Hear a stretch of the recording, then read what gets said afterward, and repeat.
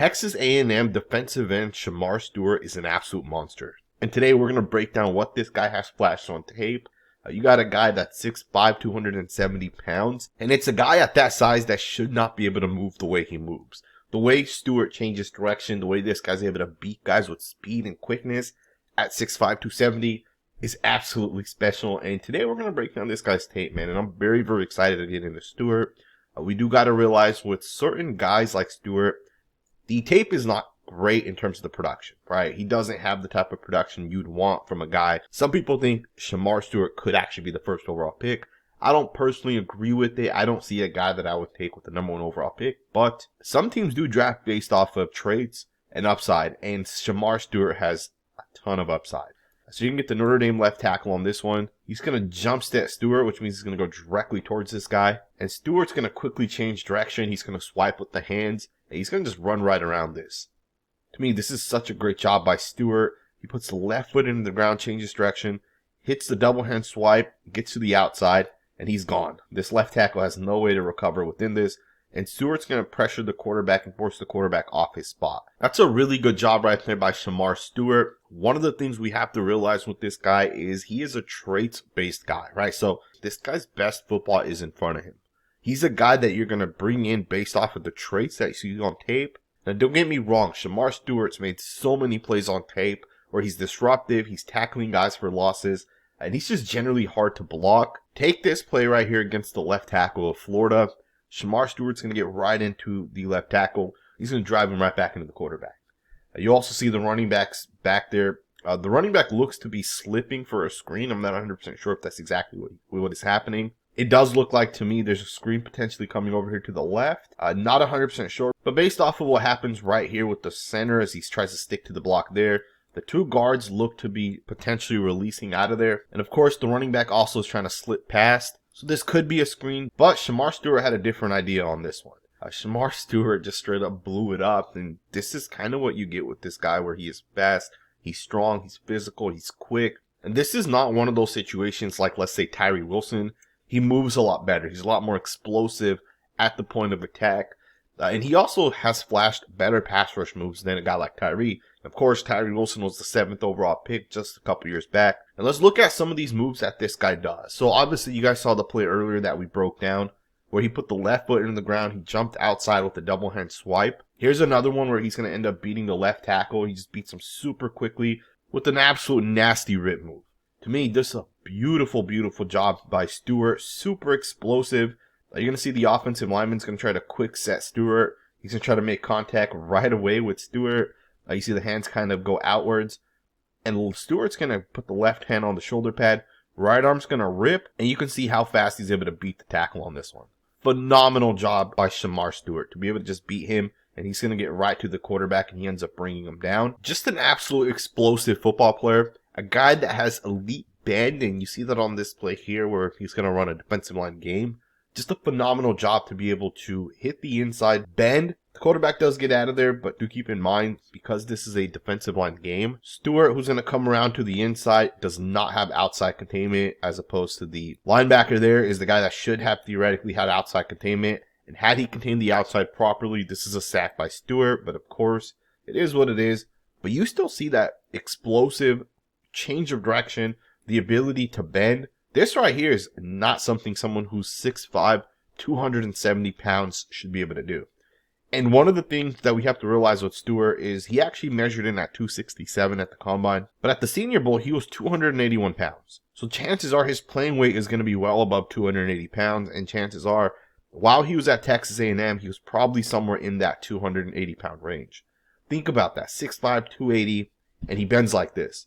This is Myles Garrett-esque, right? Not a lot of guys are that big and that strong and can bend and move the way Shemar Stewart is on this one. Now, again, he's not a finished product. He still does have to obviously continue to develop the pass rush technique. He does have some pass rush upside, but it's not great, right? He's not at the point where you're saying this guy has the Jalen Carter technique, or this guy's super quick and super explosive with the hands. He doesn't have that Max Crosby ability, right, where he's able to have multiple pass rush moves. So that's something he will have to develop as he gets into the NFL. But you can't teach size, quickness, strength, explosiveness, Shemar Stewart is, there's probably 4 or 5 guys that we've seen in the last 10 years come out that are defensive ends that can do what this guy's doing. And I should also go ahead and just kind of throw it out there. As a run defender, this guy's an absolute elite run defender. He does a really, really good job at the point of attack. You see how he's going to take number 76 here, and he's going to push him back about 2 yards relative to the white line right where 76 is kind of standing. Relative to where they make contact and based off where 76 kind of ends up, you can see he ends up going back about 2-3 yards. And this is important because you're essentially resetting the line of scrimmage. So as soon as Stewart gets into the backfield the way he does here, the running back who's running this outside zone concept is not going to be able to run it out towards the right here because Stewart's pushing these guys backwards. You're basically creating a wall now where the running back has to bend it into one of these gaps over here.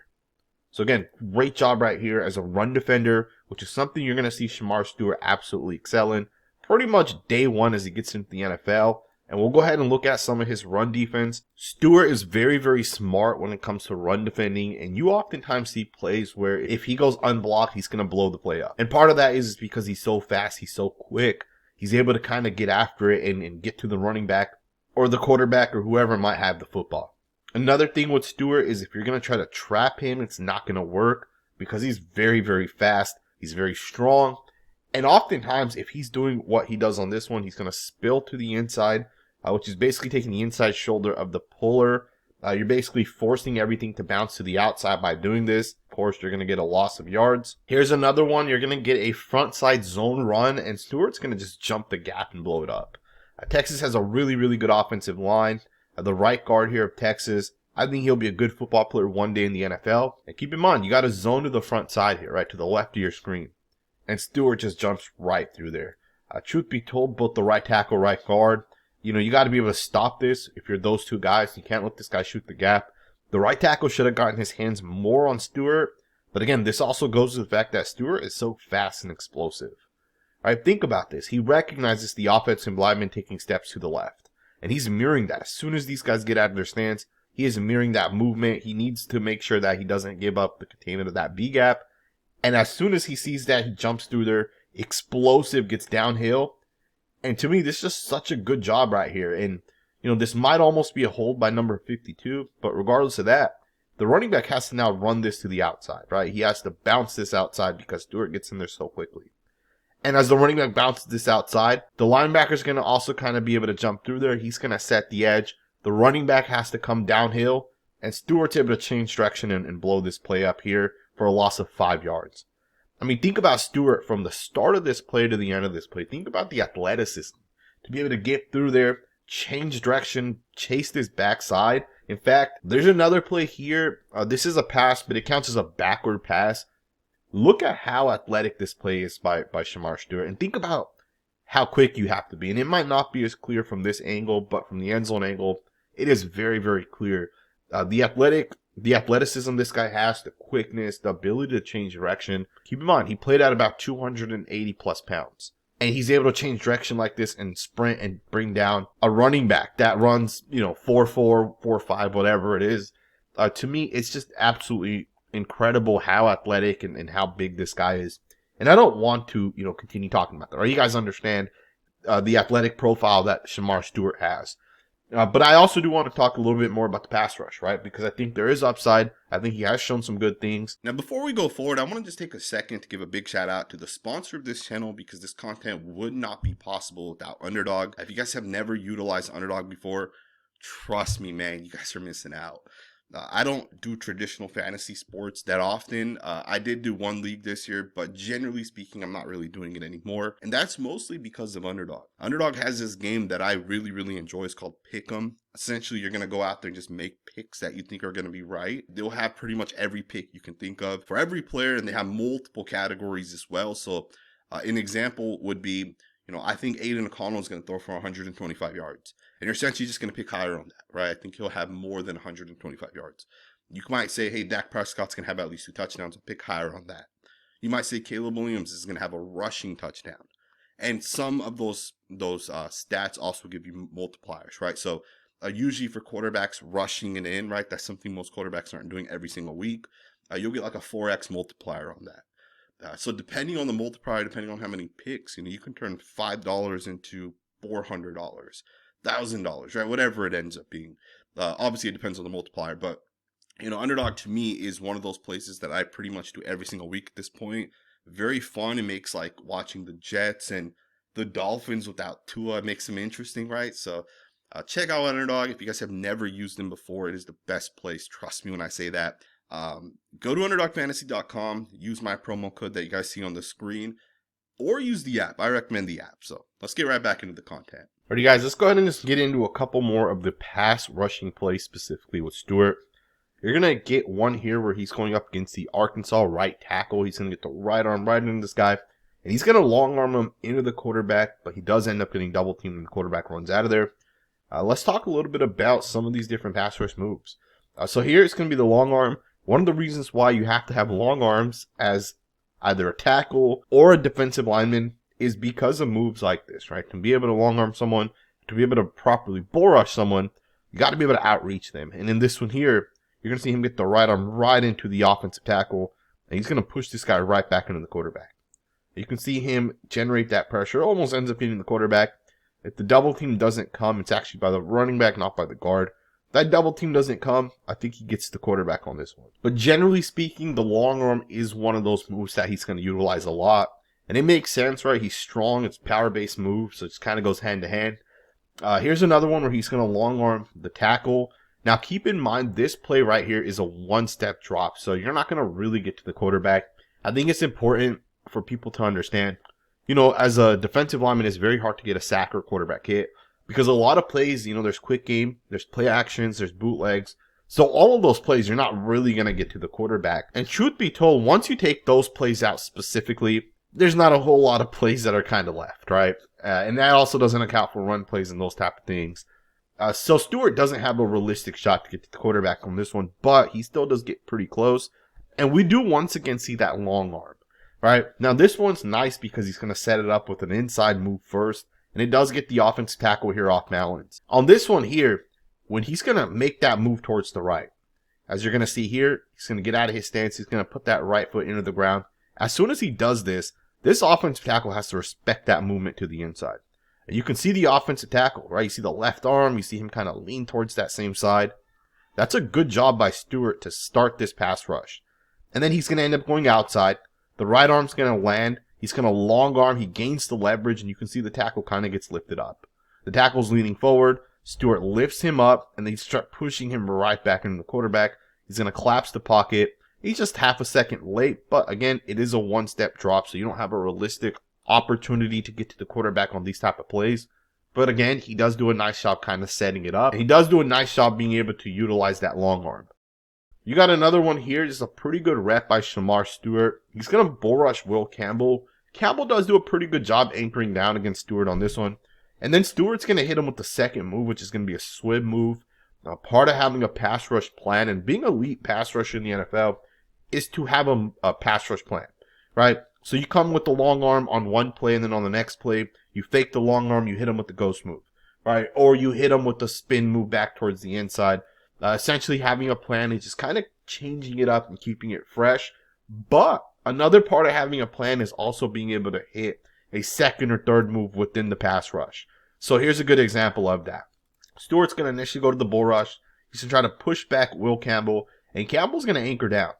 And you're going to see Stewart hit a second move, which is going to be the left arm pull, right arm over the top.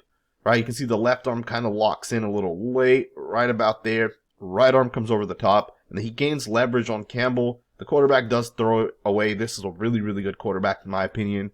I think he's a top 10 quarterback next year, depending on what he ends up having. But you see that elite movement by Garrett Nussmeier on this one. You see him kind of navigate that pocket, go from the right, come back to the left, which is another part of this, right? I'm not 100% sure if Stewart sees that the quarterback's looking to the right. Keep in mind, the ball gets snapped, one step, quarterback's looking to the right. To me, that means it's probably some sort of quick game action to the right. And maybe Stewart's trying to potentially swat at the ball. It's hard to tell, but it does look like Stewart with the right arm maybe trying to swat the ball right there. Not 100% sure, but it does look like that. Regardless of that, he still does a pretty good job disengaging at the end of this play, generating a little bit of pressure on the quarterback. You got one more going up against Will Campbell, where he's going to essentially bull rush him. Again, is not perfect with Stewart.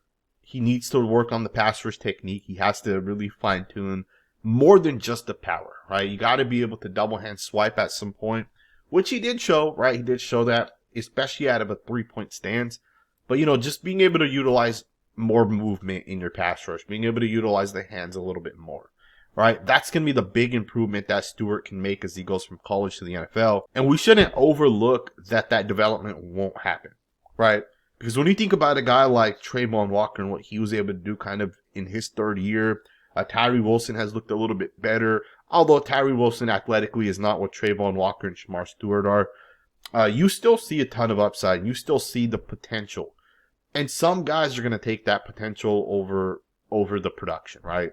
Some people will say college production doesn't translate into the NFL. And some people are going to say that this movement right here, right, where he's so quick, he is so fast, he's able to start outside, put the left foot in the ground, change direction, rip, and then split the double team. And he's so fast that you're not able to stop that. And he's so powerful when the double team does come. He just kind of runs right through it, right? That is absolutely incredible right there to me, right? This guy's going to be a really, really good football player. And I'm excited to watch him at that next level because I think this guy could be a top 5 pick. Truth be told, there's a chance Shemar Stewart ends up as the number 1 overall pick based off of kind of what we've seen on tape. Nick Scorton got a lot of credit early on, but I think as the season went on, it became very, very clear that offensive lines were prioritizing Shemar Stewart and not Nick Scorton, right? The slides were towards Stewart. The double teams came towards Stewart. And it makes sense, man. This guy's a special football player. I hope you guys enjoyed this video. If you did, consider subscribing. And I'll see you guys next time with another video.